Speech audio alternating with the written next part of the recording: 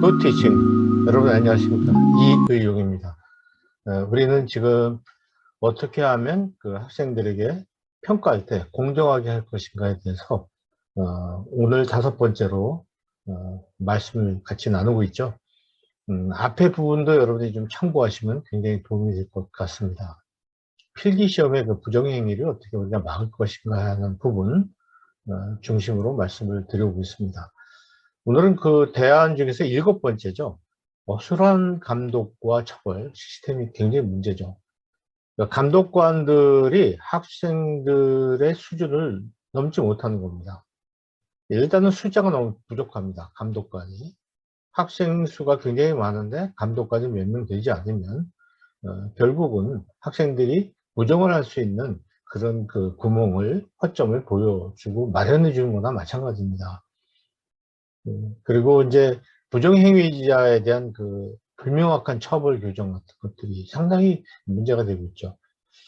부정행위자에 대해서 어떻게 처벌하고 있나요?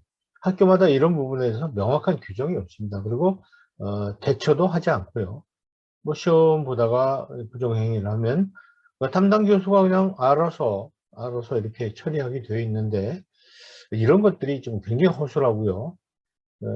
부정을 해도 별 문제가 없겠다는 그런 아니라는 생각을 학생들이 하게 할 수가 있는 소지가 됩니다. 그래서 우리는 실제 감독관에게 사전 교육을 철저히 시켜야 됩니다.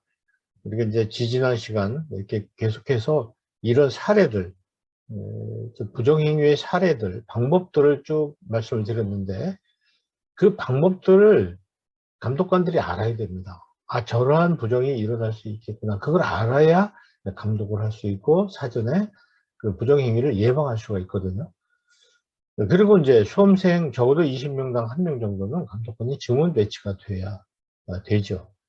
그리고 시험 중에 학생들이 보기에 다른 학생이 부정행위를 하고 있는지, 이런 부분에 대해서 수험생이 시험지에다가 표시를 할 수 있도록 그렇게 하는 것도 한 방법이 될 수가 있습니다. 그래서 굉장히 엄격하게 대처를 해야 되겠죠. 그래야 피해를 보지 않고요. 학생들이 부정 행위를 할 생각을 아예 포기하도록 만드는 것이 중요합니다.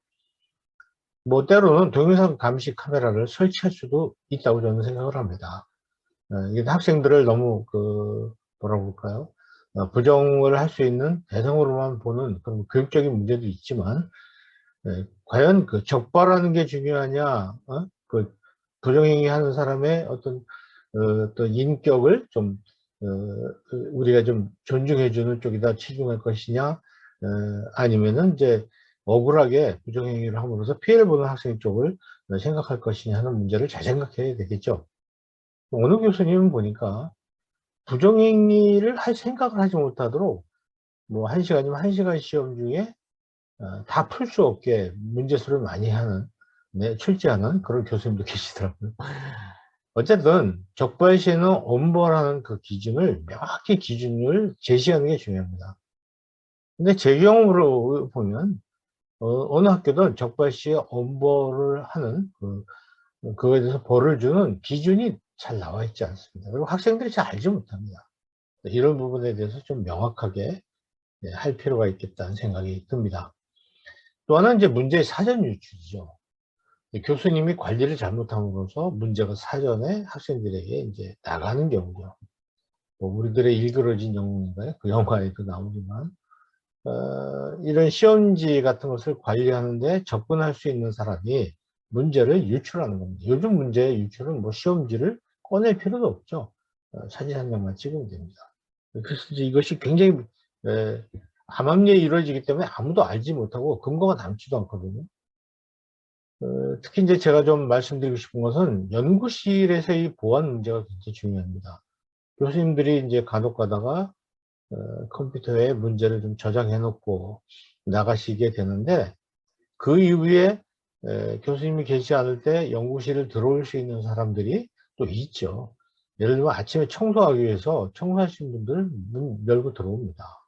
거기 이제 구멍이 생길 수가 있을 것이고요. 또 하나는 조교들이 관리를 잘 해줘야 되는데, 조교들이 되게 또 교수님의 비밀번호 아무도 또 아는 경우도 많이 있거든요. 또 평상시에 뭐 이렇게 출제하시다가 잠깐 나갔을 때 교수들이 문제를 볼 수가 있어요. 그래서 조교를 의심해야 된다는 얘기로는 하기가 어렵지만은, 그러나 굉장히 예방을 하지 않으면 안 되는 것입니다. 그래서 거기서 굉장히 많은 문제가 생길 수 있고, 조교들은 또 학생들하고 굉장히 가까운 사이가 되기 때문에 개인적으로 저 같은 경우는 우리 학교 출신이 아닌 학생을 항상 조교를 이렇게 뽑았습니다. 여러 가지 문제에서 좀 공정하지 못할 수 있기 때문에 그렇게 했던 것이죠. 참고로 하셔서 문제가 사전에 유출되지 않도록 정말 교수님이 굉장히 조심하지 않으면은 우리가 미처 생각하지 않았던 여러 가지 불상사가 일어날 수가 있습니다. 저는 그런 경우를 여러 옆에서 목격한 경험이 있습니다. 교수님, 우리 학생들이 정말 열심히 공부한 학생이 시험을 잘 봐야 됩니다. 그렇죠? 그런데 운이 좋아서 성적을 잘 받거나 운이 나빠서 성적을 못 받던 그런 기적 같은 상황이 생겨서 절대 안 되거든요. 굉장히 학생들이 예측이 가능한 시험 문제를 출제해 주셔야 되는 것입니다. 그리고 기억력이 좋은 학생들이 또 기억을 많이 했다 그래서 많이 써서 어, 시험을 잘 보게 되는, 이것도 굉장히 억울한 일이죠. 뭐 다중지능 아시잖아요. 사람에게는 굉장히 다양한 지능이 있고요. 그 지능에 따라서 그중에서 특히 기억력 하나만을 가지고 그 학생을 평가해서는 안 될 것이고, 또 이 학력이라는 것이 수업의 태도도 굉장히 중요한 것이고, 성실하게 리포트를 냈다든지 이런 것들, 이런 굉장히 중요하거든요. 그러니까 이제 저는 교수님께 이런 말씀을 드리고 싶고요. 교수님이 조금만 더 귀찮으시고 일을 많이 하시면 학생들을 공정하게 평가할 수 있어요. 그런데 교수님이 학생들이 문제 제기를 할 수 없도록 기억력 위주로 시험을 본다든지, 뭐 운이 좋은 학생이 잘 볼 수 있게 한다든지, 이런 방법을 택해서는 안 되고 평가 방법도 다양하게 해주시고, 기억력에 의존한 필기시험 같은 거, 이런 거 좋지 않습니다. 차라리 오픈북을 한다든지 해서 교수님이 손이 많이 가시더라도, 수고가 많이 가시더라도 평가를 좀 다양하게 하는 것이 한 방법이 될 수가 있겠죠. 끝으로 부정행위 하는 학생이 뭐 좋은 성적을 받을 수 있는 구조, 이런 것은 우리가 좀 빼야 된다, 이런 말씀을 이제 드렸습니다. 시험도 학습의 과정이거든요. 그렇기 때문에 감점보다 좀 가산점을 평상시에 주는 방법이 있고, 또 학생을 출제에 참여시켜서 좋은 문제들을 내주면 다른 학생들도 그 문제를 좀 더 공부하게 하는 동기부여가 될 수가 있고요. 또 비슷한 문제의 경우에는 태기를 해서 둘 중에 하나를 선택해서 자기가 작성할 수 있도록 해주시고, 또 시험이 끝난 다음에는 뭐 어떤 방식으로든 피드백이 좀 필요합니다. 정답을 좀 공시를 해준다든지. 지금 우리는 시험 보고 끝이잖아요. 그냥 방학으로 들어가는데 좋지 않은 거죠.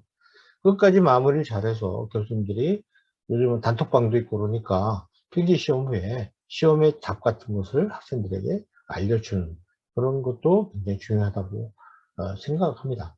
학기 말에 이 종합적인 이런 평가는 교수님 자신이 학생들을 얼마나 잘 가르쳤나에 대한 그런 평가이기도 합니다.